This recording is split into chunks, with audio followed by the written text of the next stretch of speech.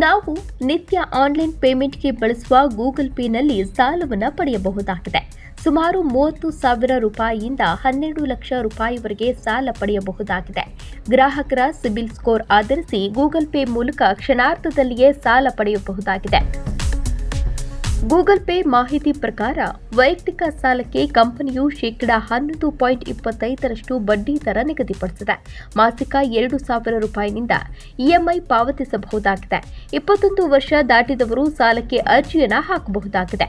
ಕನಿಷ್ಠ 6 ತಿಂಗಳಿಂದ 5 ವರ್ಷಗಳವರೆಗೆ ಇಎಂಐ ಆಯ್ಕೆ ಮಾಡಿಕೊಳ್ಳಬಹುದಾಗಿದೆ. ಮಾಸಿಕ ಗ್ರಾಹಕರ ಖಾತೆಯಿಂದಲೇ ಇಎಂಐ ಕಡಿತವಾಗುತ್ತದೆ.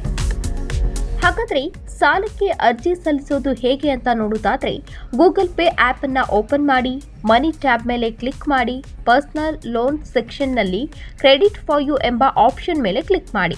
ಅಪ್ಲೈ ನೌ ಎಂಬ ಆಯ್ಕೆ ಮೇಲೆ ಕ್ಲಿಕ್ ಮಾಡಿ. ಅಲ್ಲಿ ಕೇಳಿದ ಮಾಹಿತಿಯನ್ನು ಒದಗಿಸಿ.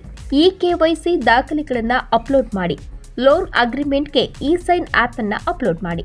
ಲೋನ್ ಅಪ್ರೂವ್ ಆದ ಕೂಡಲೇ ನಿಮ್ಮ ಖಾತೆಗೆ ಸಾಲದ ಮೊತ್ತ ಜಮೆಯಾಗುತ್ತದೆ.